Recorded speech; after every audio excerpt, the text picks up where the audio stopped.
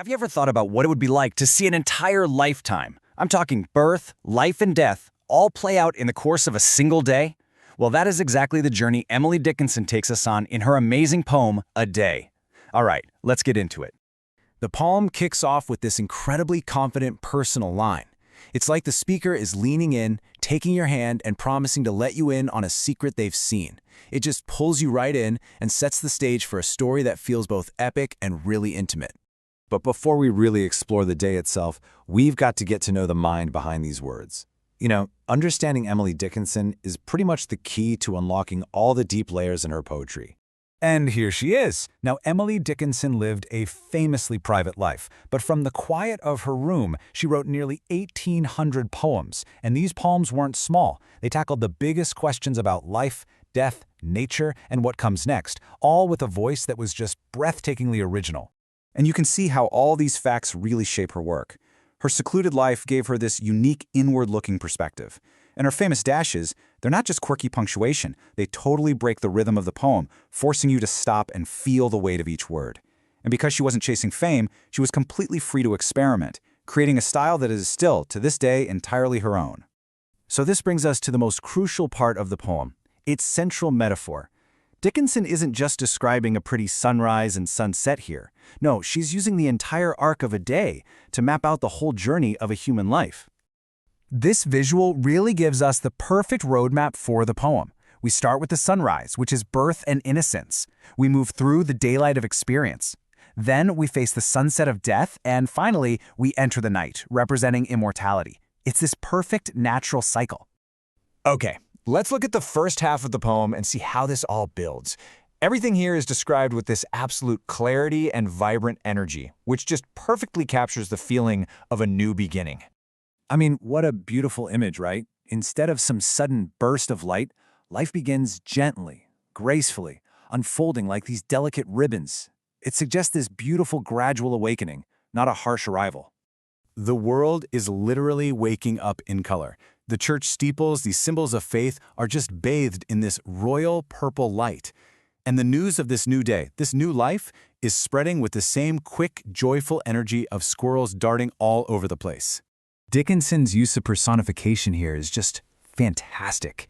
It's like the hills are actual ladies taking off their hats to greet the morning as the mist lifts away.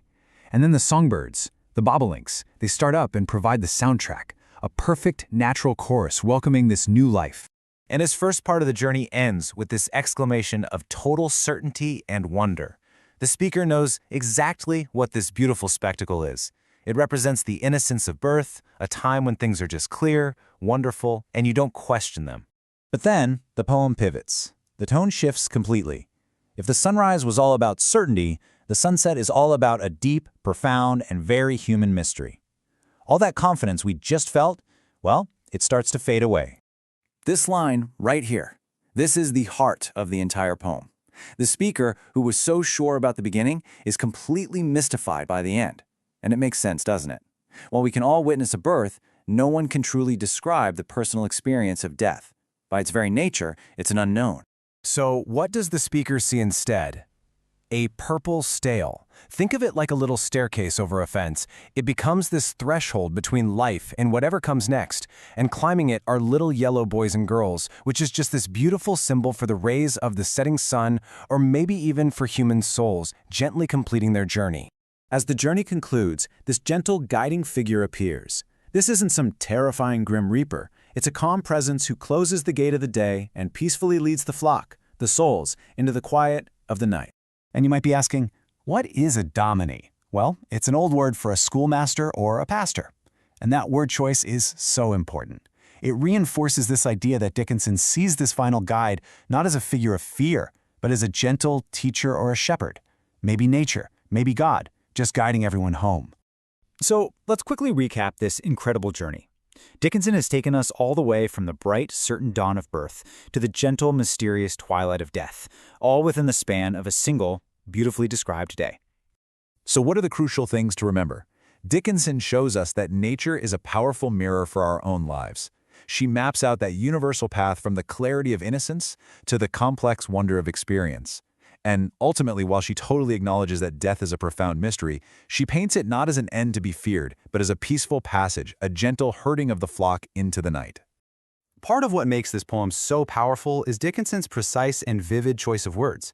So let's quickly break down a few of the most important ones to really appreciate her artistry. So think about amethyst. It's not just purple. It's the rich, royal color of a sacred moment. Bonnets personify the hills, making nature feel alive and familiar, kind of like a neighbor. The sound of bobolinks fills the morning with pure joy. And the style, as we saw, isn't a wall but a passage, a way to move from one state of being to another. Every single word is a choice that just deepens the poem's meaning.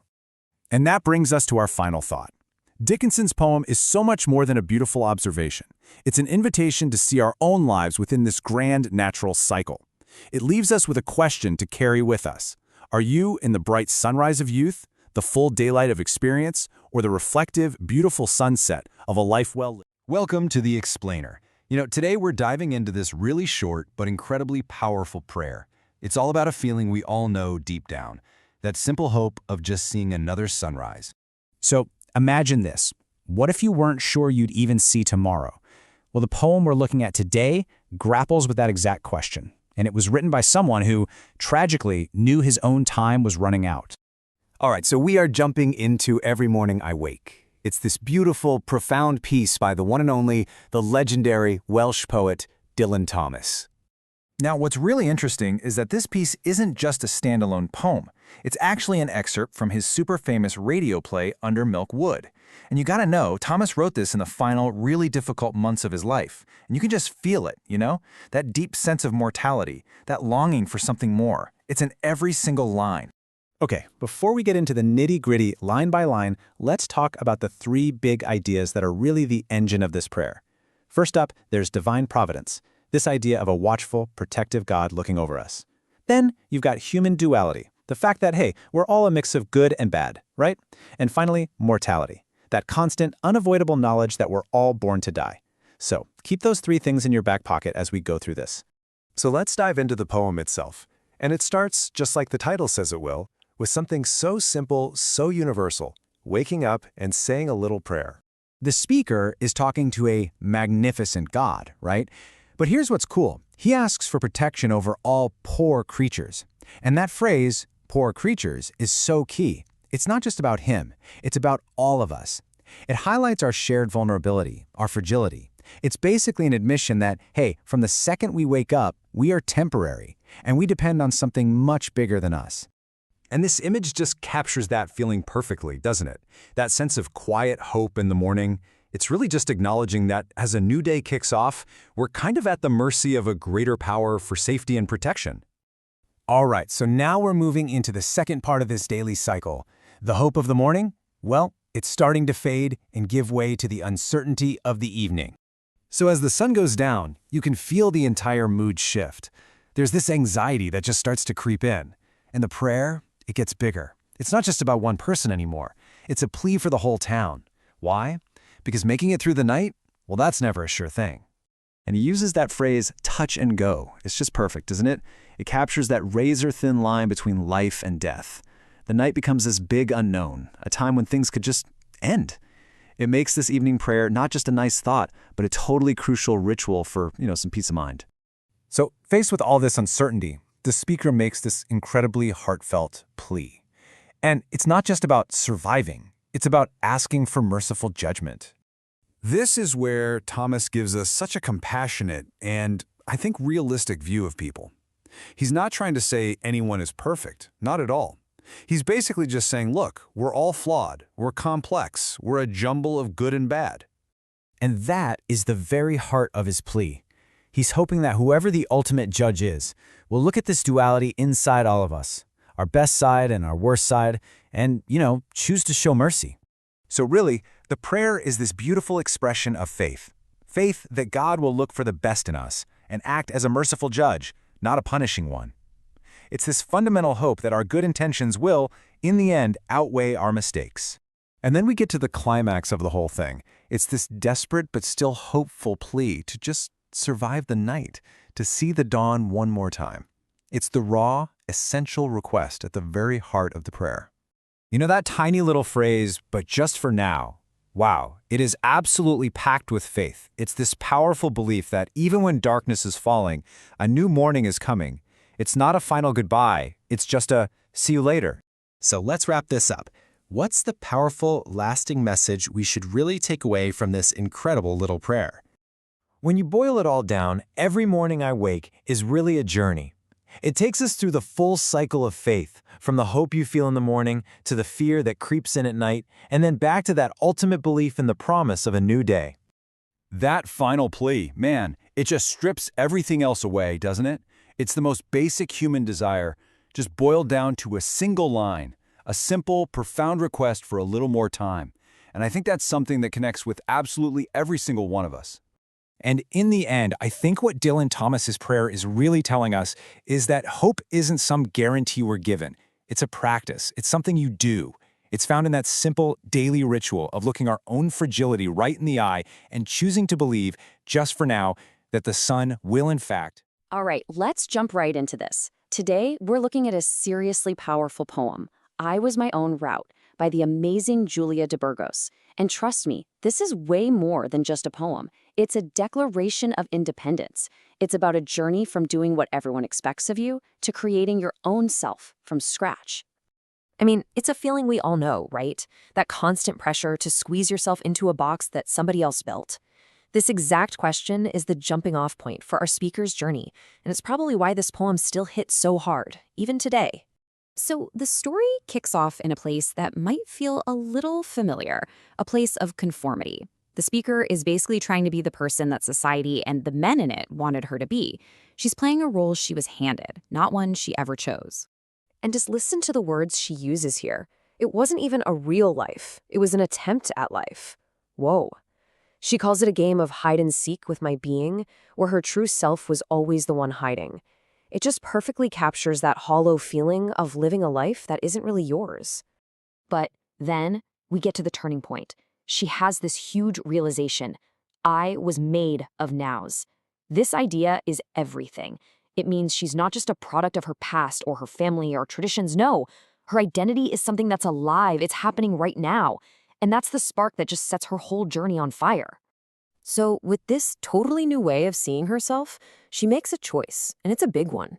It's a rebellious choice to just walk away from the past and start carving out a completely new direction for her own life. You can feel the determination here, right? It's physical. Her own feet refuse to go back. Instead, she pushes forward, mocking the ashes of that old restrictive life so she can feel the kiss of new paths. The language is just, wow, it's electric. But you know it's not going to be that easy. Breaking free never is. The second she steps onto her new path, the old way of doing things fights back. And it fights back hard. And it is immediate. The second she decides to be her own person, she's met with this intense pushback. Her choice to be free is treated like a threat. So who's fighting her? The poem calls them the old guard. You can think of this as all the forces of tradition and patriarchy. That whole rigid system that wants to keep things the same. It tries to pull her right back into those old roles you can see here. And this fight is ugly. It's violent. This isn't just a friendly disagreement. The image of her back being ripped by these desperate flapping wings, it tells you just how painful and brutal it can be to break away from the rules society sets for you. But even through all that pain, she keeps going. And that brings us to the absolute high point of the poem, this incredible internal transformation where she finally finds what true freedom feels like. You know, this isn't a freedom that somebody else gives her. This is a feeling that grows from the inside out. It's this new sense of balance she finds where her life and her path are finally in sync. And this is where her whole identity just expands. She's not just one woman from one place anymore. She becomes a blossom of all the soils of the earth. She's connected to everything, but she's not trapped by any single story, past or future. She becomes absolutely timeless. So we come to the final act. This is where her new self is put to the test. And she proves to everyone and herself that this change is for real and it's permanent. Just look at the difference here. The old world, that old guard, They still think she's going to show up for their fancy regal parade, that she still wants their approval. But her reality couldn't be more different. The poem says her desire has warped. She just doesn't fit in their world anymore. And more importantly, she doesn't want to. This line is the ultimate mic drop. That societal approval she was raised to chase, it's completely meaningless to her now. It's just left waiting, because she's already gone. She's on her own route. Okay, so let's quickly recap this incredible story, because that's really what it is, a journey of someone building themselves from the ground up. It all starts here, trying to live up to male expectations. Then comes the choice to walk forward, which leads to that brutal battle with the old guard. But through that fight, she finds her own internal liberation. Her identity expands, becoming this universal blossom. And in the end, she finds her own route, on her own terms. So what are the big ideas to take away? First, personal sovereignty. Your life has to be guided by your own truth. Second, the old guard. It's a perfect metaphor for all that social pressure that hates change. And of course, that game-changing idea of an identity of nows, the idea that you are not your past. You are who you choose to be in this very moment. And so much of the poem's power is in the specific words she chose. Promissory isn't just about land, it's about land full of promise. Whiplash tells you this was a painful struggle. When she moves beyond epochs, she becomes timeless. The regal old guard is stuffy and superior. Her old desires have warped into something new. And homage is the respect she finally realizes she doesn't need from anyone else. And so we end here with a question for all of us. Julia de Burgos basically gives us a roadmap from being trapped to being free. It makes you wonder, what parts of our own lives are just an attempt at life? And what would it really take to find and to walk our own route? Have you ever read something, maybe something short, that just completely changes how you see the world? Well, today, we're diving into a piece exactly like that. It's Ben Okri's poem, The Awakening Age. And let me tell you, it might be brief, but its vision for our future, it is absolutely massive. The whole thing kicks off with this really profound question, and it gets right to the heart of, everything going on in our world. It asks, what if our shared history, with all its messiness and its triumphs, could actually be the very thing that brings us together, instead of what tears us apart? Now, to really get this poem, you have to know a little about the poet, Ben Okri. He's this celebrated Nigerian author, a Man Booker Prize winner, and his perspective is just so unique. See, he grew up in both London and Nigeria, and his whole worldview was shaped by the Nigerian Civil War and this incredibly rich tapestry of African myths. You can just feel that depth in every single line he writes. So, what is the Awakening Age really all about? Well, at its core, it's this powerful call to action. It's a plea for a new kind of global consciousness. It paints this incredibly hopeful picture of moving all of humanity away from these endless cycles of poverty and conflict and toward a future that's actually built on solidarity and peace. Okay, so the poem itself is structured like a journey. It's designed to take us from a place of hardship and struggle and guide us toward enlightenment and real hope. Let's walk through it together. It opens by speaking to travelers directly. It says, "O ye who travel the meridian line, may the vision of a new world within you shine." Now that meridian line, that's not just some line on a map. It's symbolic. It represents the global journey of all of us, especially migrants, and it suggests we're all part of one single, interconnected story. And then the poem builds on that. It speaks directly to those who've suffered the most.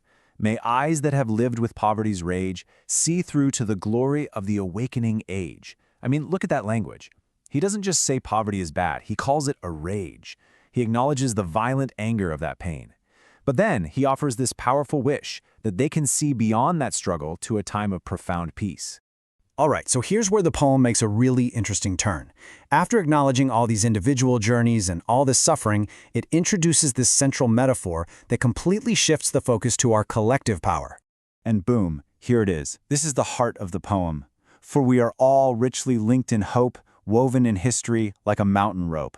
This image of a mountain rope, it's everything. It's so much more than just a pretty phrase. It's this powerful, powerful symbol of how we're all connected. So what does this mountain rope of history really mean? Well, you can break it down into three big ideas. First, we're all connected, period. Second, our shared history, all of it, is that connection. It's the rope itself. And third, because we are bound together by this rope, we have to ascend together. Just think about climbers on a mountain, right? They completely depend on each other. If one person falls, it affects everyone. To get to the top, to reach new heights, we have to climb as one. Okay, so how do we actually start that climb? Well, the poem gives us the key. It says, when perceptions are changed, there's much to gain, a flowering of truth instead of pain. What he's saying here is so profound. The real change has to start in our minds. Progress isn't just about laws or politics. It's about fundamentally changing how we see the world, and more importantly, how we see each other. And this flowering of truth, it's such a beautiful idea, isn't it? The poem is basically challenging us to look past these superficial labels, like how much money someone has. It argues that if we can stop judging people by their economic status, we allow their real value, their wisdom, their work, their creativity to finally bloom and be seen by everyone. Then Okri just comes right out and says it, powerfully and directly. There's more to a people than their poverty. There's their work, wisdom, and creativity. This is such a direct hit on a world that so often measures a person's worth in dollars and cents. The poem insists that the real treasures of humanity, the real gold, are found in our minds and in our spirits.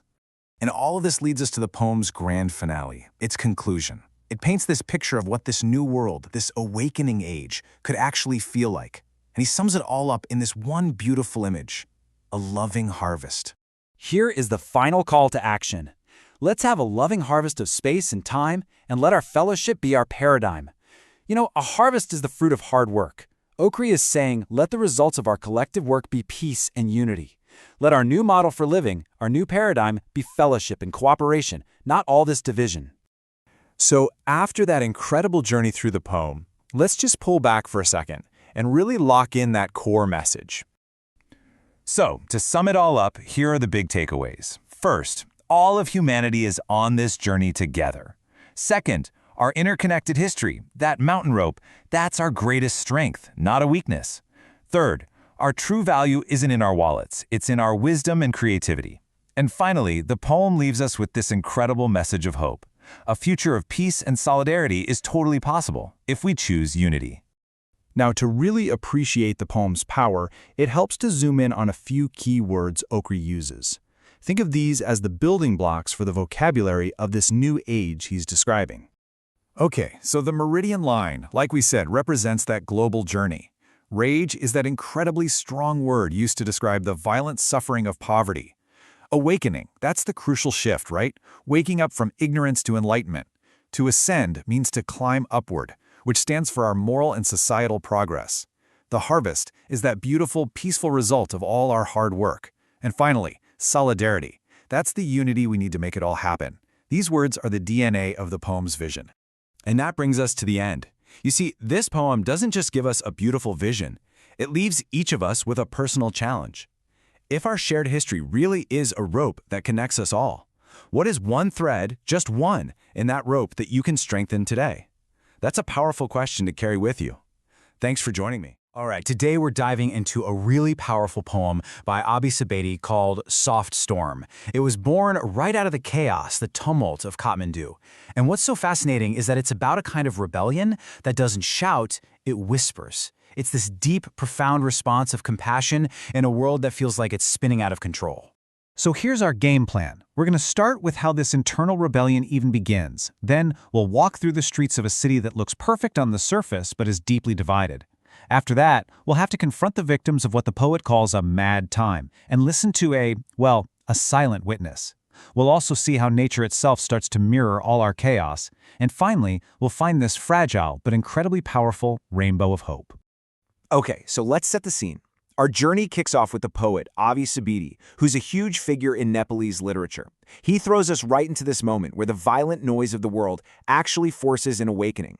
It sparks this rebellion inside of him, but it's a rebellion that consciously chooses empathy instead of just more anger.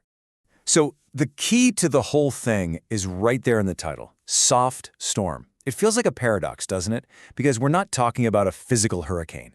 It's an intense, powerful, emotional rebellion against injustice. But, and this is the crucial part, this storm isn't fueled by destruction. It's fueled by gentleness and compassion. You really have to see everything else through that lens. You know, the speaker's entire transformation starts with this line. He hears a tumult, just this violent uproar, but instead of fighting back with more violence, he says he crashes into an eerie stillness. And it's right there, in that quiet, unsettling moment, that he makes a choice. The choice to become soft, to follow a path of empathy. So his internal storm doesn't start with a big bang, but with this really profound, quiet decision. Now let's see how this plays out in the city. With this brand new perspective, the speaker starts walking through Kathmandu, a place he calls a seamless city. And what he means is that it looks totally smooth and perfect on the surface, but it's actually hiding these deep, really painful divisions. And wow, this just perfectly illustrates that paradox. You look on the left and you see this vibrant, wealthy side of a district like Tamil. But then, on the right, hidden away in the gutters, right under the lampposts of that same seamless city, you have homeless kids crying from hunger. It's a perfect city, but only if you can afford to not see its cracks. So the poem zooms in. It moves from the city's general inequality to the specific individuals who are victims of what he calls a mad time. And this is where his soft storm really starts to pick up steam, raging against the absolute senseless cruelty he's seeing everywhere. The poem then gives us this single, absolutely heartbreaking image.